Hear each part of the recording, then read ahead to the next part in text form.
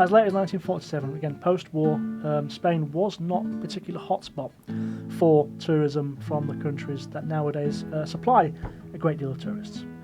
But the question is why? Why would that be?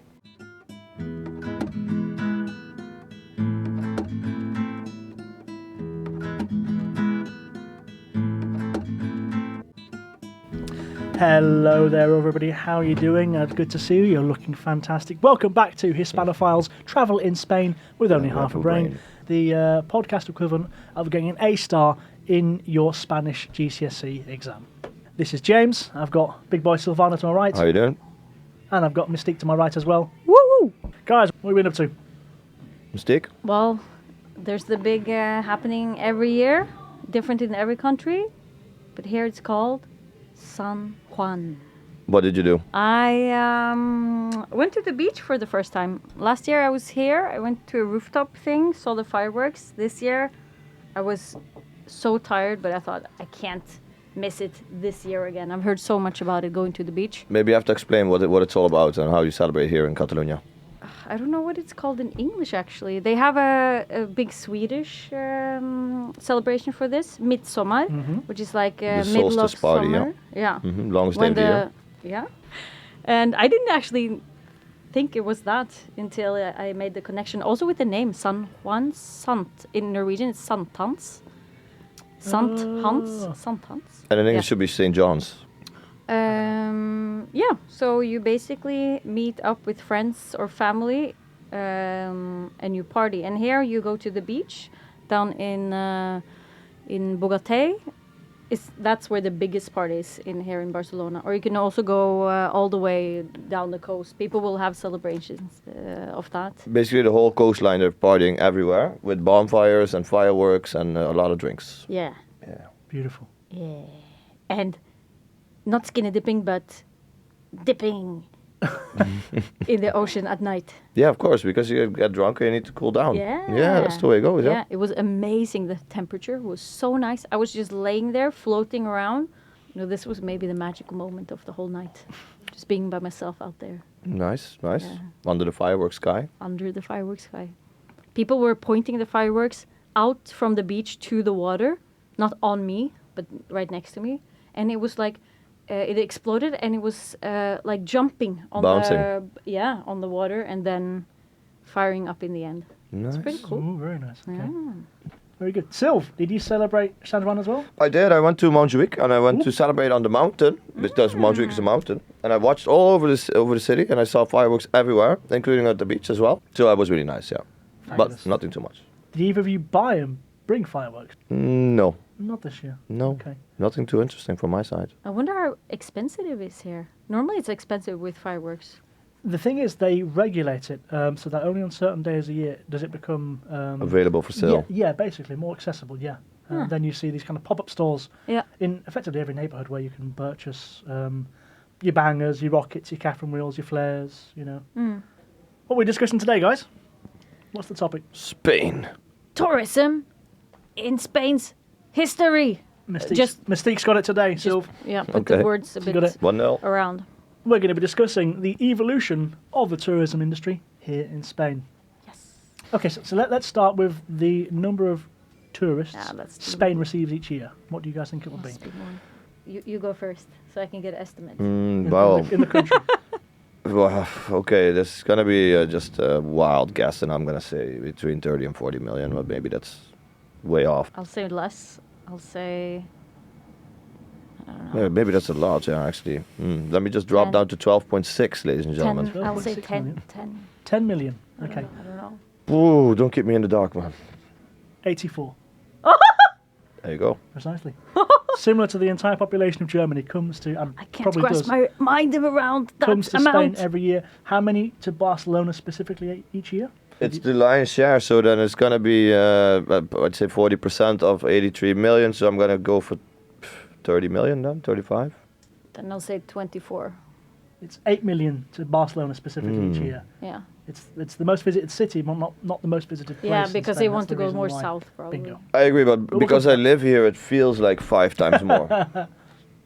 True. Okay. Every day we're bombarded. Yeah, and I never see the same tourists, so it's always new ones, Yeah. new ones, new ones. But you've been one yourself, so you were someone else's annoying Nightmare. tourist nightmare. Yeah, Some 100%. years But I ago. mean, we've all But been now- tourists before, right? Yeah, it's about here and now, you know. Yeah, true. So That was deep. yeah, it's very deep. So, Give me the numbers for the other cities. Barcelona has approximately 8 million per year. Madrid is about 6, I think. Seville is between 2 and 2.5, depending on which source you use. Valencia, I think, was about 4 or 5. But from what I gather, Valencia is a bit screwed because a lot of people fly to Valencia but don't stay there because they go to Alicante and further south. Yeah. And then I think, in terms of cities, Malaga was number 5, but I couldn't find a number for that one specifically. Okay. And what I learned last weekend, Canary Islands must have many. She's learning. We will look at the top 5 comunidades, that's kind of Spanish states, in terms of tourist numbers per year. Canary is on there.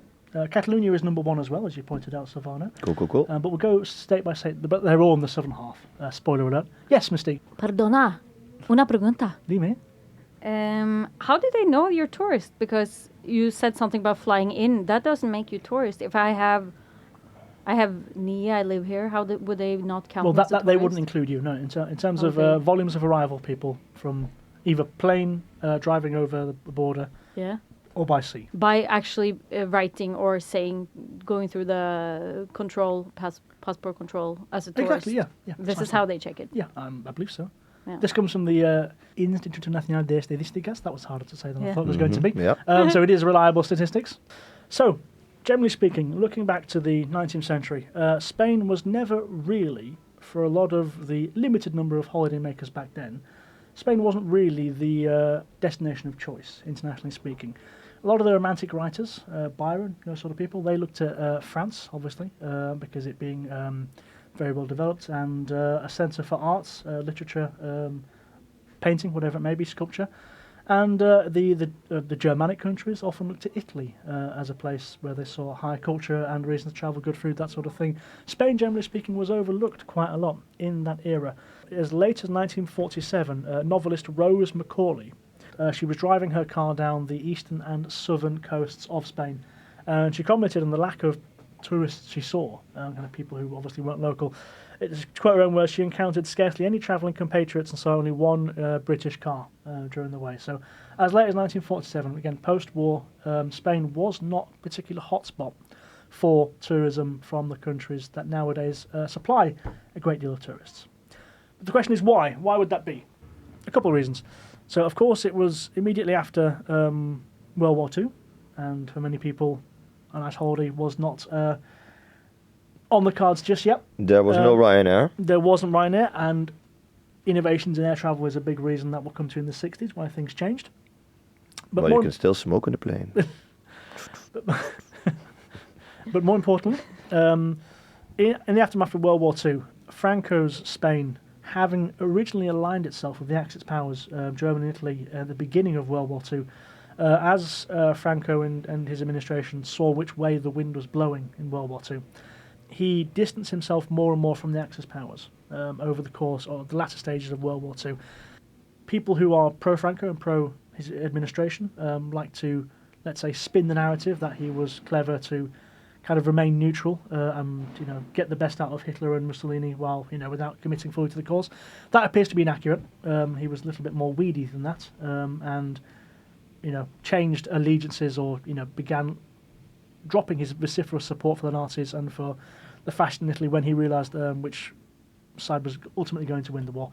However, Britain, France, and the US still held Franco and his administration to account, having not fought, but been on the side of the Axis powers. And as a consequence, for the 40s and 50s, Spain was subject to a lot of political and economic isolation. It wasn't included in the UN until 1955, and as a consequence, foreign direct investment from the Allied powers and from other pro-Western nations didn't come flooding into Spain in the way it did many other countries, with the Marshall Plan, for example, giving aid to Japan and South Korea and Germany, West Germany, I should say, most notably in the 40s and 50s.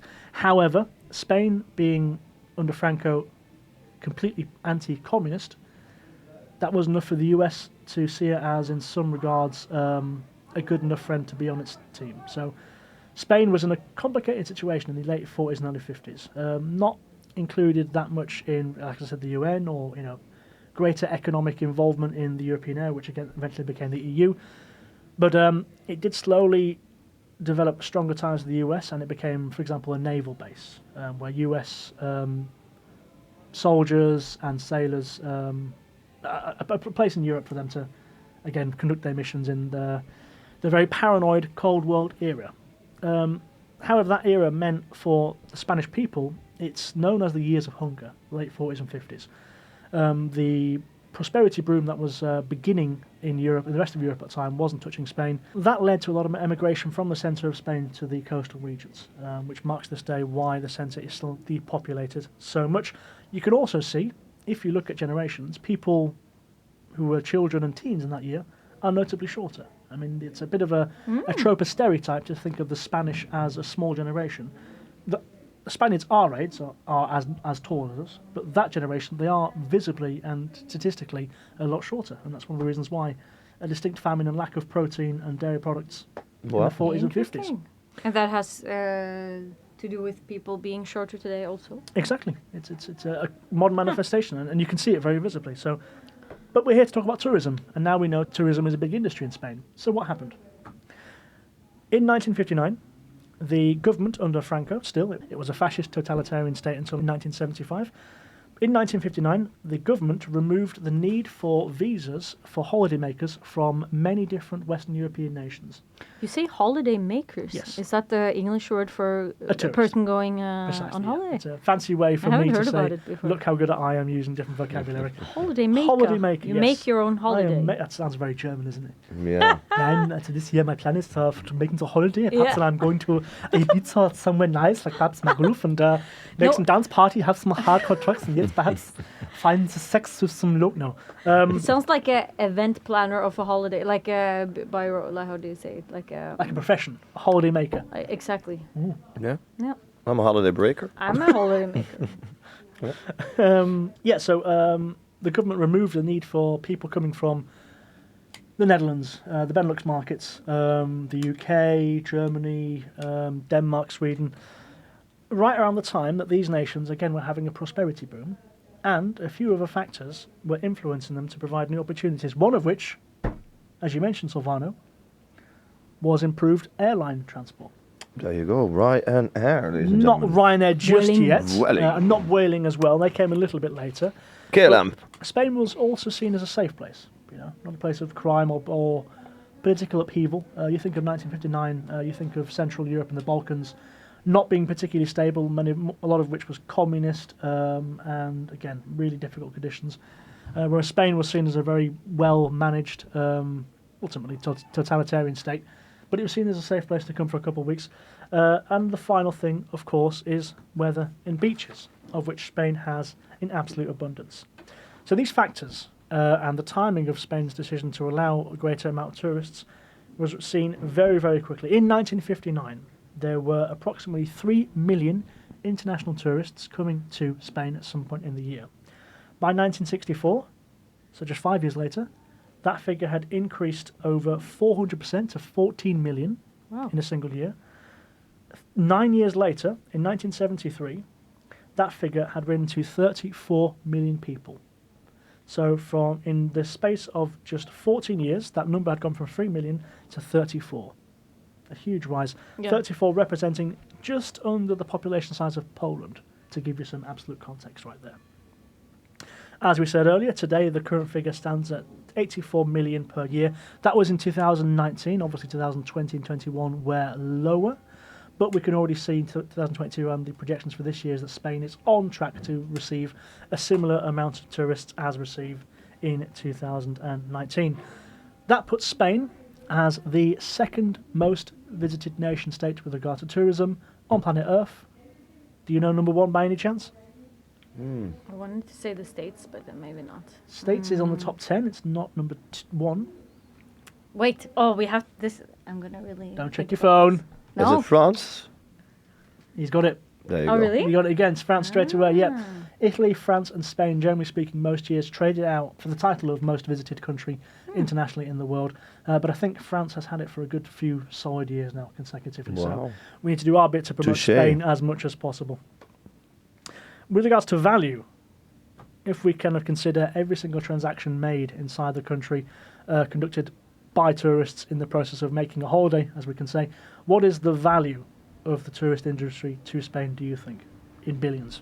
In billions? Wow, okay, that was... Say Oh, in millions, sorry. this would require a lot of brain power. But yeah, let's say they all spend a good... You said millions? How Millions, many? millions, yes, sorry.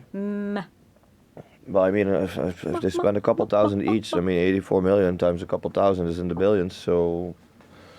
I'd say 900 million, then a little short from a billion. Wild guess in here. Mistake? Then what happens after 9 million? 900 10 million. 10 million. No, you said 900 million. That's what I said. What happens after? 1,000 million is a billion. Okay? Yes. Yeah. Yeah. Yes. Okay, so I'll say 750 million. It is 97,126 million. 97 billion is the value of the tourist industry in Spain. Okay. So It's huge. that's huge. That's very huge. That was 2021, which represents 8% of the total Spanish GDP, and 11.4% of jobs in Spain are Tourist dependent related. exactly on tourism. Wow. For comparison, for both of those metrics, the USA stands at about 3%, I think. 3% of the US GDP is tourism, and 3% of jobs are related to tourism. So that puts Spain, as you can see, as a country that is very dependent on the tourist industry, which we will get to a bit later. Nice. Particular topic. There we go.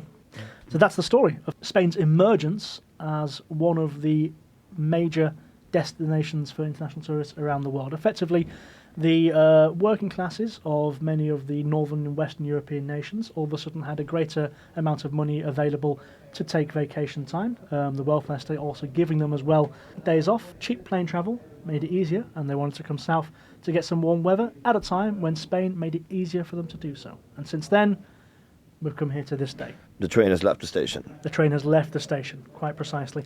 This was seen by the Spanish, generally speaking, in very positive terms, but they weren't necessarily prepared for the drastic changes it would have socially and economically on the country. Of course, this provided lots of opportunity for more dollars to come in at a time when Spain was paying twice as much, I think, per year on imports than it was spending on exports. But that was offset by a lot of remittances coming from the Spanish working abroad in the 50s, and then in the 60s, tourism dollars coming in as well, which kind of kept the Spanish economy afloat for quite a while. How does this affect the housing market? The small town of San Pedro de Alcantara in Malaga province, just on the outskirts of Marbella, maybe 10 kilometers away. The 1 square meter of land in 1962 cost 125 pesetas. In 1973, that had gone to 4,500 pesetas.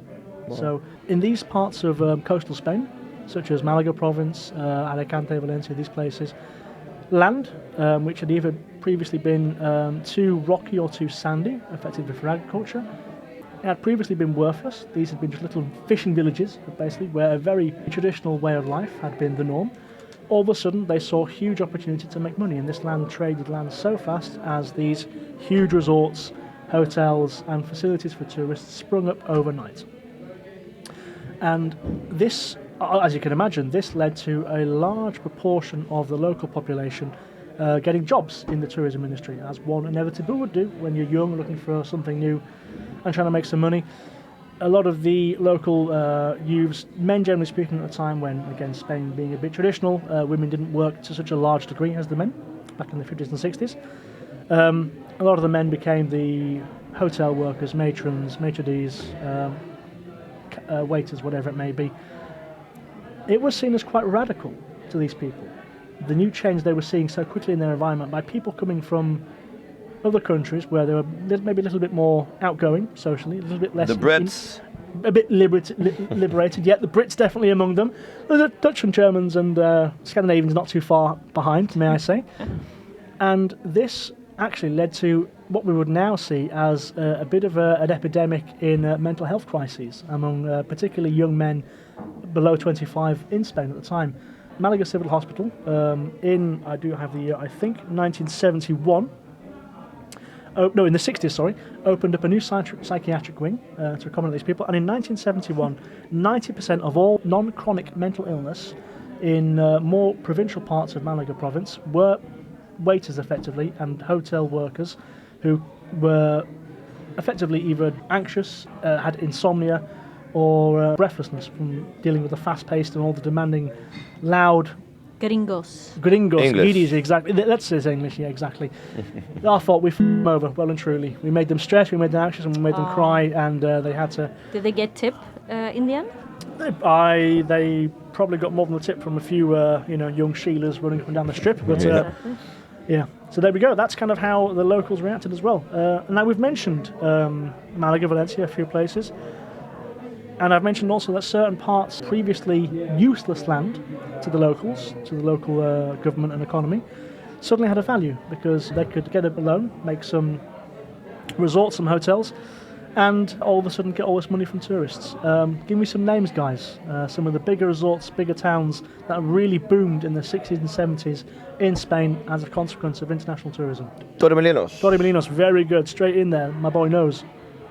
Torrox. No, it's a small, very small town. I've been in Torrox. Have you been to Torrox? Yeah. People in Spain don't even know about Torrox. It's True. such a random little place. Yeah, but it does have a little bit of tourism and the big hotels there. Yeah. For sure. Very nice. I'll have to go. Nerja was Nerja? one next Very to nice. Yeah. Yeah. In Granada province, I think, Nerja? No, it's Or is close it to Malaga. Malaga, okay. still, yeah. Yeah. It's a huge enough cave to go and see. Oh, of course, yes. Yeah. It's got the oldest, I think, evidence of prehistoric man in Spain. They do Yep. have something Cave paintings. cave paintings Yep. in there. Yep. We didn't get to see it, but it's there somewhere. I think it's not open for tourists. I don't know why it wouldn't. Is it a cave painting of a couple of Brits running for a kebab or something? Or? Yes, Yes. you're right. Marbella, maybe one Marbella, of them? that's the one, right? the Valhalla, I think, of 60s and 70s tourist resorts. What is Costa del Sol? Costa del Sol is that particular part of Spain, yes. It's kind of that stretch of coastline. Sun coastal line. It's like The Sun Coast, yeah. But it's just a name for it, or It's it's just a actually name, Correct. It's a strip of kind of curves around Yeah. in a concave shape. That's where Torremolinos is. That's where Marbella is. Yeah. Torrox and Nerja. Turux and Nerja as well. They Costa will del be, yeah. Sol, yeah. Yeah, and we have Costa Brava here in Catalonia, which is Yeah. very similar. Apart from that, Estepona, Fuengirola, also in that neighbourhood. Fuengirola, I think, is generally speaking populated a lot more by Scandinavians. They're like Fuengirola. Estepona is also like Marbella, like these places, but a little bit upper class. I think a bit calmer Yeah, as well. I think true. Estepona. Upper class? I've been there. The Yeah, ones a bit more, older, a bit less older, trashy, no? a bit less Brits on tour. Yeah, true. You know, Estepona's a lot. It's quite a pleasant place, I would say. Then we've got, for example, the two bad boys, Magaluf and Benidorm. The Benidorm, yeah. Magaluf, strictly speaking, I think, is on Mallorca. Is that correct? I've never been to Mallorca, but I'm not sure. Shagaluf, as they like to call it, as the Yeah, it's close. It's on Mallorca. Did you go as 18-year-olds? No, I did not. No. we came here. In the UK, on the summer when you kind of finish school and you're 18, it's tradition to go on a vacation. Okay, it is same. Yeah, Okay. with your pals. In our friendship group, the ladies, shout out to you because I'm going to send this to you. They went to Magaluf and they went absolutely wild. Yeah. I still don't know all the stories No, of what happened. of course Some of not, them, James. you know, there was one of these performers, I think, called Sticky Vicky, who they found quite appealing in various Everybody ways. loves Mary Everybody loves Mary, indeed. or Vicky. Or Vicky, that was something about Mary quote. There's was it? something Yeah, about Mary. Ah, that's what it is. Okay. something about Magaluf. There's something about Vicky also. So the ladies in my group, they went there, and us lads, we came and we got cultural in Barcelona for f***ing sake. You know, we went on our lads' holiday to the Sagrada actually Familia. went here? We did. I No, know. no. Proper thing to do, but there we no. go. Oh, yeah. I see so many That's what we young guy groups here. Also girls, but I would say the guys are standing out to me, like the younger ones. Yeah, this is not a great place to go when you're 18 and No, get wasted. You have to be on the Costa del Sol. Yes. Yes. Yeah, Yeah, well, you can't be pickpocketed so much, I think. But exactly.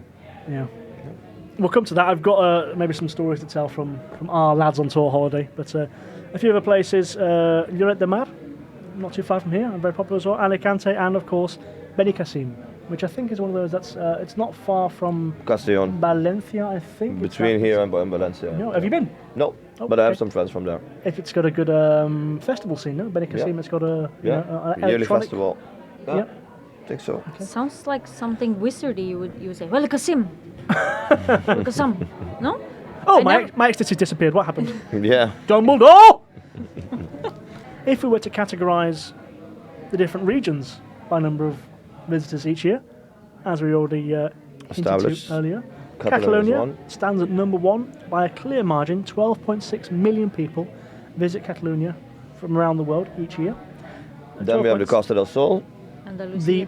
The Balearic Islands actually come in number 2. Oh, really? wow. Ibiza, of course, is a big one. Yeah. Mallorca and Menorca Menorca. number 3 Yeah, as well. yeah. So Okay. Oh, that's yeah. 9.6 million. So that's still the population of Sweden, effectively, going to those little islands. Well, Mallorca's pretty big, but every year. So number 3, your favourite, your new favourite. But Benicassim. No, I was thinking your favourite Yeah, from the previous episode. Your favorite region? Come on. I am mouthing the word at Mystic, but she's not getting it. No. A yellow bird? Oh, Canary Islands. Canaries, very good. 8.6 million people visiting the Canary Islands each year. Again, as you described last time, Sylv, wonderfully temperate and mild climate all year round, making it a very good place to visit whenever you want a little break. Andalusia, my spiritual home, coming in at number 4. I'm a bit disappointed. 7.4 million per year. I need to try harder. I agree. Yeah, it's beautiful. Actually, I thought it was more people going there for some reason. I did as well. Well, before I did this research, I thought Andalusia was number 1. Catalonia's taken the top stop, and number 5, not too far behind, 5.6 million visitors per year, is Valencia. It being the region, the community, not just the city alone. Yeah. Cool.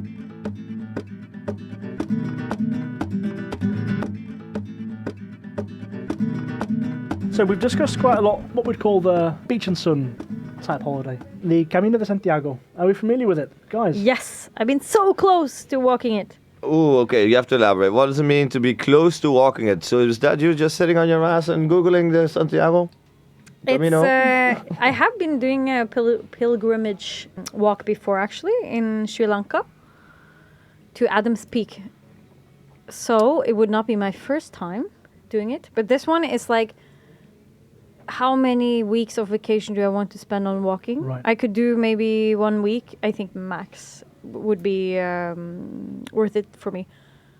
The thing is, it seems amazing that you choose one of the starting points. You can start from many different routes, and you can take the train. You can fly. You're gonna end up in Santiago. It's always the city destination, Santiago. correct, Yeah. The destination, yes. It's And it's the square in front of one particular cathedral, which is beautiful. I don't Which remember is- the name of it, and I'm ashamed. we probably- should be ashamed. I'm Just guessing made it's for walking. St James's Cathedral, Santiago. That would make sense, but I have to Just look it up. The end point of the St James's Walk through Spain is a cathedral that I'm ashamed not to remember the name of, but it is also, I believe, the image that you see on the back of the 1 cent and 5 cent Spanish euro coins. You turn them over and you will see an outline of that same Yeah. church. Also, maybe because this is actually some words that we can explain what it means, because people don't know Okay. it. So the Camino is a walk. So it's Santiago's walk, or the walk of Santiago. It's the latter, the Walk of Santiago. Yeah. James somehow became Tiago in Spanish, so it's St James's Walk. Should we do an episode on it?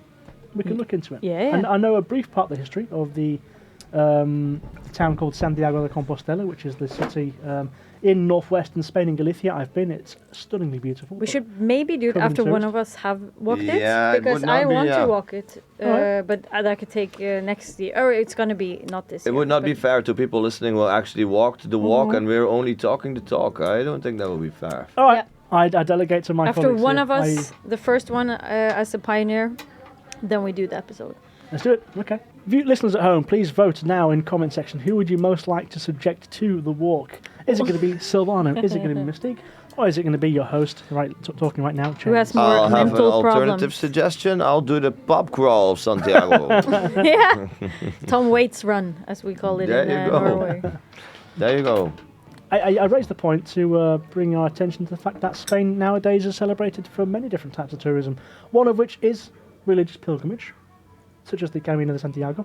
Effectively, different routes through Spain are undertaken historically by Catholics wanting to make the pilgrimage to a holy site, the said resting place, I believe, of St. James in Santiago de Compostela. Compostela is a corruption of Campo de Estrellas, which means a field of stars. That's where the origin of the name comes from.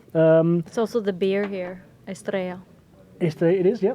Furthermore, Spain is the third most abundant country in the world when it comes to UNESCO World Heritage Sites. It has 45 in total, I believe. Wow. Leading it are Italy in first place. Italy again. But most of that is, of course, Roman in origin. It being... Makes sense. And I believe in second place is China, the other beautiful part of the world with very old civilizational heritage. I guess we can call it that. So, Nice. And number 3, not Spain, bad. our Spain, beautiful well Spain, done. coming in number 3. Round of applause, Spain. Fair play Well for done Spain. being old and being beautiful. Otherwise, as we've touched, another great source of tourism nowadays is festivals. Could you include this in the package holder? Probably not, because the visits, even though they tend to be orientated around partying sometimes. English people. English people, not necessarily. I'm talking San Fermin, I'm talking La Tomatina, I'm talking Las Fallas.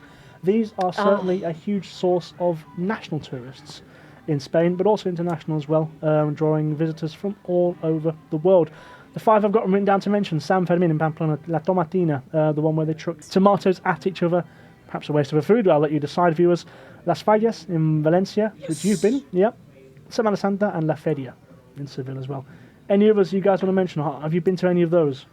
Well, we have been celebrating San Juan, which was a relatively smaller one the past weekend. La Feria Sevilla is not the only feria, because I've been to La Feria Malaga, so they have many ferias in Andalusia.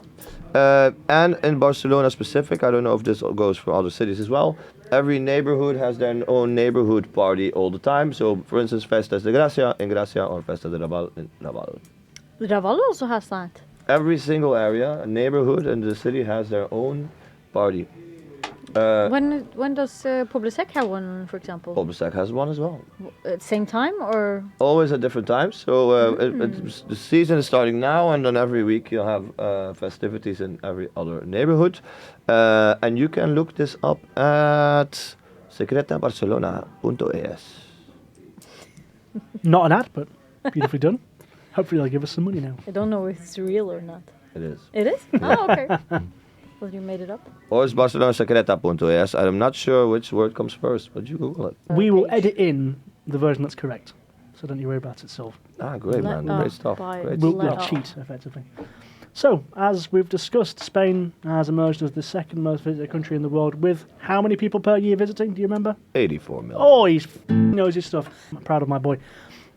A total, in 2015, 270 million nights were spent in accommodation, i.e. hotels, bed and breakfast, Airbnb, in Spain alone. That is a fifth of all overnight stays in the European Union were done in Spain.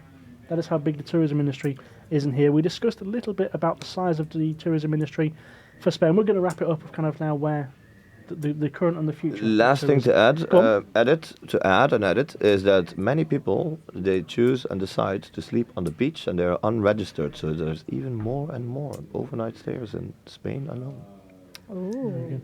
So yeah, as we discussed, the tourism industry brings in 97,126 million euros per year in Spain. That was in 2021, and represents 8% of the Spanish GDP represented in value, and effectively 11.4% of all jobs in Spain are dedicated to the tourist industry or are in some way related to it. But as we said, that is potentially a bit of a problem for Spain.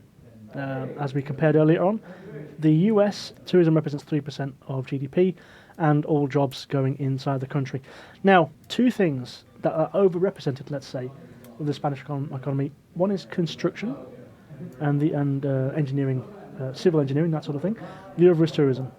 And in the 21st century so far, two huge economic shocks have already exposed how much Spain depends on these industries. And that is a problem when, for example, we have a new pandemic. A new pandemic, exactly, means the tourists disappear, and a large international financial crash. Yeah. means that the money for big construction projects and big building sites disappears. And this has been a big problem for Spain historically. Its economy has been far too dependent on some very specific things that it does well, but it's struggling to diversify. And I think it's quite difficult now for policymakers inside Spain to know what other part of the economy can they develop to not depend so much and leave themselves exposed when we inevitably have another big global economic shock, which either drives the tourists away, could be terrorism, there's no shortage of history of that in Spain, let's be frank, or it could be once again another market crash which reduces liquidity in loans available to people building across the country. Spain is a country that, compared to many other places in Europe, didn't industrialise in the same way. There's not so much endemic secondary industry, manufacturing, that sort of thing. Spain, while it does have resources, most notably I think in iron, in the northeast of the country, in the Basque region for example, it's not necessarily an industry that is that promising in the modern world, when many other countries can extract huge amounts of the similar minerals and resources for a cheaper price. So what does Spain do? One potential area is renewable energies, green energies. This is something that could be a promise to Spain. The most obvious one being solar. However, again, this is the least popular because it is something that's difficult to store. Yeah, 100%. When you most need energy in the middle of the night, there's no sun, so it's hard to store that energy. Apart from that, wind, natural gas, that sort of thing, Spain is probably behind the times in how quickly it can develop technologies to build a stronger economy and not therefore depend so much on these two industries. So I think it's been a headache for a long time for Spanish leaders, policymakers, government officials, bureaucrats, politicians, whoever it may be. It's not clear where the Spanish are going to turn to find opportunity to reduce the burden of being dependent on a couple facets of industrial action. A consequence of which the Spanish tend to stay in education for a long time. As you'll probably know, a lot of them have several degrees, but again, that only diminishes the value, I would say, of the education and higher education. So, Spanish economic vulnerability, the arms race when it comes to higher education, people just getting degrees to have more degrees, and the constant problem of a brain drain of the most talented and most ambitious in Spain going to other countries has been a constant headache. While the tourism industry has been a cash cow and a very dependable one for large periods of time for Spain, it is not the solution forever, and as the tourism industry is inevitably fashion orientated, it's not something that Spain can depend on forever. So what we're going to do next is a big question. There we go. So how do you see the future? Do you see it as a bright future for Spain, or do you honestly have some concerns into this could end badly? Because I'm thinking, and maybe I'm biased because I love it, I think that Spain has so many good things going on for themselves and so many good resources that they will eventually always have tourism and always will survive. What are your thoughts, guys? I agree with that. Again, the one thing that threatens that is a global pandemic that is longer and more dangerous than this one. But Spain, I think, at least has to look in ways in which it can diversify the type of tourism it accommodates, and it's done that very, very well, I think. The relatively depopulated centre of the country, I think, is an opportunity, because you've got large patches of land that you can't really build on or farm. So you could turn into all sorts of, crazy places to have adventures, bowling alleys, castles, whatever it may be. Even something like, all these crazy parties where you get several square kilometres of unused land and get somebody to, fire guns everywhere, whatever it may be. Things like this, I'm not advocating for guns, that's not what I'm about, but, the more Spain can look into, the more ways in which it can attract outside Maybe opening tourists. bullfighting again could be an option. Bullfighting. No, I'm kidding. Very unpopular opinion, this. I'm kidding. We're going to have an episode about bullfighting as well, because I want to do my research on that one. There we go. Matador. The matador. I'm not going to get into the ring. It can be the matador. Power to you. I wouldn't like you to get gored to death by a bull. No, I would not. But where is it that they still have this? Someone has said Madrid. In every single community except Catalonia, it's legal still. Still, it is? Every single one, yeah. I haven't heard anyone who goes to see that or does that or anything about it. Yeah, because No, it's it's still popular, but people don't really like to promote or to say that they're going. So basically, they wouldn't put it on their Instagram if they go on weekly see Okay, the bull so fighting. so you can go right now in Madrid, because that's what I read in Madrid, for example. Is it still allowed? Yeah, yeah. What about the Any- running Pamplona, after? San Fermin. Ah. So this is something else I'd like to do. Yeah. The You want to do it? yeah. No, oh my God, you don't want to yeah, do of it. course I do. Of course you don't. That would be the adrenaline rush of that would be unfreaking believable. And you die, would that be worth it for you to I'm die gonna like die that? at some point. No, I wouldn't die from doing that. Of course you I'm a will die good from runner. that. I got a good set of legs on me. If people, so many people stamp on you, you can get crushed. That's one type of death. You can get the tusk Yeah. inside of you. That's one type of death. How else could you die? Many more ways. Dehydration, Someone assassination, can James Bond could throw tear my head stuff off. on you because they're so angry and like they No. will throw stuff on you. Generally, if you're not familiar with the guys, San Fermin is a very ancient tradition, I believe, in Pamplona, a beautiful medieval city in the northeast of Spain, to which I've been. It's an incredible city, very beautiful. Ooh, I want to go. And we'll go together. And they Field trip? Field trip. They close off certain streets, and they will have the particular species of bull used for bullfights, and they will run in the street behind several thousand men and some women, but mostly men, dressed in all white suits with like a red what do you call it? Handkerchief? Handkerchief, yeah, bandana tied around the neck, that sort of thing. And the idea is you have to outrun the bull, and if it catches up with you, you just go to the side and you jump off the street. This effectively. is so stupid. It doesn't result in many deaths, even though it does. It tends to be the idiot Australian, American, British you meant tourists. to say English. No, because it's the Aussies who die all the time. But absolutely, I want to do it. Oh, you want it? Yeah, I want to do that. My mother doesn't Okay, want me to I want will to do go it. but there to support you into your death, so you have someone to look into your eyes while Okay. you're getting. Someone to bring the body back to Yeah, Barcelona. someone to confirm my dental records. Exactly. You Okay. need someone there. Absolutely, I want to do And that. then after we'll throw tomatoes on each other and laugh Yes. and have a great time.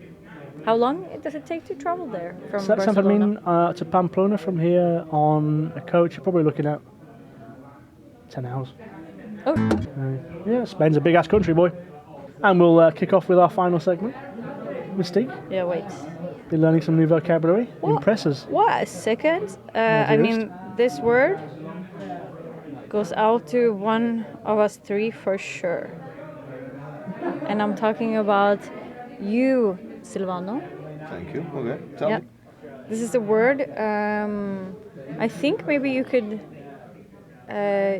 use for yourself, a state of being Okay. that I would say maybe 6 out of 7 days you could use this word for yourself. I think I feel I know where this is going. Go on. Okay, hope I pronounced it right. Resaca. Well done, well done. Okay, Resaka. it was not very difficult. Well done, great word. I do have I have those a lot, the resakas. Then you get to explain what a resaka is and what it means. But wait, it's res and then a little what is it called? No, doesn't need it. What is Not it? at all, no. No, that's how it's written to how you say the word. So you stop in the middle. Resaka. Yes, you put the emphasis on the middle syllable. Yes. Yeah. Resaka. So resaka. Resaka. Resaka. You say it's in one, okay? Yep. Okay. Resaka. It's a feminine word for you, Silvana. It's masculine, but it's feminine. No, it's for me. For me, it's also feminine. Yes, it is. I would also have a resaka. It means hangover. Yep. It's an illness caused by heavy drinking. Okay. Nice, nice. Wait, slow down. Let me write this down, Mystique. I need to catch that again. Yes. Can you repeat it slowly? Yeah. It's an illness caused by heavy drinking. Okay, nice one. Resaka. But I feel the next time you do need to give yourself a bit more of a challenge. Wait, this is a genius word. I know it's a genius word, but it's not really difficult to learn. No, Ola was also not difficult to learn. I'm Yeah, learning I mean, from everything from scratch. We need to. This we need is to what step it up. I need to use in my vocabulary. This is maybe, I mean, it's more useful for you than for me, but for me, it's, I would say just as much Okay, up there. but now you have the word resaka and you have the word ola. So now it's up to you to say, hello, I have a hangover. I'm not, but Hola is not hello. It's wave. Okay, wave. Oh, the other hola. Okay, then you say, I have several waves of my hangover kicking But in. do you say Can you- can you- tengo Asaka or soy Asaka? Tengo resaca. Una resaca. Only you can only say you have a You can hangover. also say estoy resacado, or you'd say estoy resacada. Oh, yeah, estoy resacado. There we go. Muy bien. Muy bien, gracias.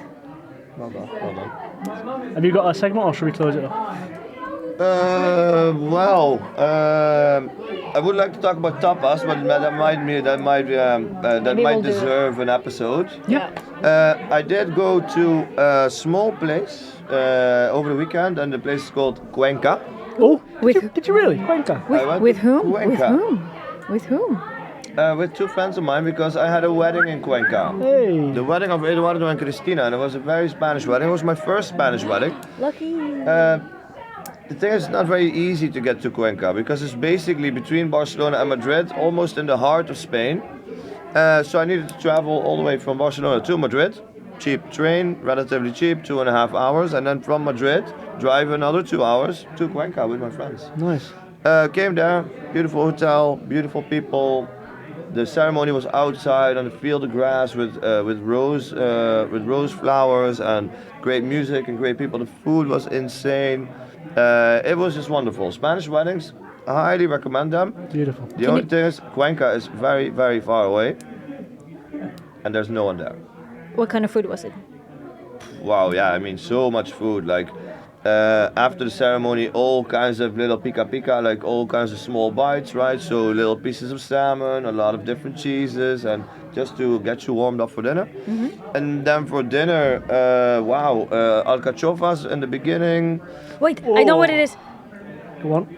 I know what it is. They're green and they're buttery, and in English they are called. You're not far away, actually. Go on. Oh wait, don't remember now in English. This is gonna be cut out of edits. Yeah, will we? Wait, I can't remember. Too tired. Artichoke. Yes, Alcachofas. I love them grilled. Of course, from the Oh. barbecue. Fabulous. From the barbecue. They were very typical from Cuenca. And then all kinds of other stuff. So also a leg of lamb, cordero was super nice. A lot of huge prawns, like the big gambas. In between the dishes, a sorbet de limon to clean your palate. Can I ask one thing? Was the gambas cleaned? Like the poop was taken out?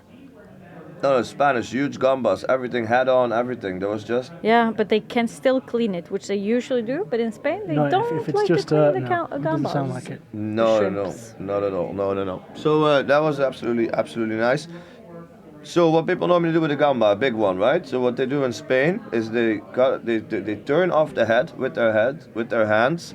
They eat most of the gamba, and then at the end they suck the brains out of the head of the gamba. We do that in Norway as well. There you go. And you in want. Sweden as well with the crayfish festivals. Ugh. I myself cannot. I do not suck the head out of a gamba because to me it's not something that I would like to do. Even though everyone says it's super tasty, still it's something in my brain that's saying don't do it.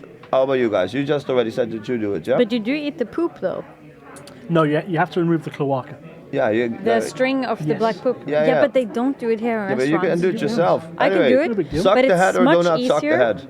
But it's much easier when it's not already boiled or cooked. Then you have It's to the string. scrape it. Yeah. But when it's not cooked, you can take it out as a string. That's true. Yep. Suck the head or don't suck the head, Laziness. James. Wolfery. Of a prawn, no, I wouldn't. But you said crayfish. Oh my god, it's one of the best flavors you can find Best. anywhere in the world. Where can we find it here? Crayfish? No. No, nowhere. You got to go Finland for that. But Finland. yeah, or Norway or Sweden, as you mentioned. But a prawn, no, I wouldn't. The body's good enough as it is. Yeah, I agree. Love crawfish. So maybe you can do an episode on a Spanish wedding. Yeah, but I've only been to one so far. Do research. Yeah, for sure. I'm not That saying get sounds married. I'm saying you know. No, but that sounds good. Yeah. To get married. Nice. The time is come. The time has not come. No, I will do an episode on Spanish weddings. Yeah, for sure. Class. Okay. And Cuenca itself, did you see much of the city? I've No, heard. we drove in straight to the hotel, and then we stayed overnight. I mean, we danced until 7 in the morning, and then the DJ said it's been enough, and then we Let's took go to work. few hours of sleep, and then we drove back to Madrid. But I did spend the next day in Madrid, because it was either buy a train ticket for 100 euros to come back on Sunday, or buy a train ticket for 20 euros and come back on Monday. So I decided to spend that 80 euros in Madrid. I know a few people there. There was only one guy. There's one guy that I know from Barcelona. He runs a few comedy shows in Madrid. Oh, cool. So I asked him like, hey, is there a comedy show that I can watch? Because I don't have any plans, and I want to see some comedy. And then I'm gonna find a hostel. And he said, well, actually, yeah, we have a comedy show. There's a spot open if you want to take the spot, and I have a sofa if you want to stay over. So that was absolutely Awesome, man. perfect. Went there, did a 5-minute bit, and then went out drinking with all of the comedians that I met. Super nice people. And then I went to town and had some food and just, kind of. So you were at Resaca Class. the next day. You were Resaca then. You were Today, Resaca the day today. after. Every single day, yeah. Yeah, every day you are. Yeah. And then yesterday I went to the comedy clubhouse, saw some great shows, and then I had another Resaca today. Yeah, so many Resacas. There you go. So Spanish weddings, very, very nice. And Madrid as well. Madrid deserves an episode of its own. Let's do it when Sounds I've been there. October, I've been to Granada, then I've been to Seville, then I've been to Madrid. Sounds like a plan. Guys, I think we're good. And we're right in time to catch Fat Goose. Let's do it. So, it's the comedy show starting now, guys. So thank you very much for your time, guys. Thank you. I had a blast, ladies and gentlemen. Next time, more energy, less Resacas, and a new word from Mystique. No more Resaca para Thank you very much, guys. See you soon. And we're out.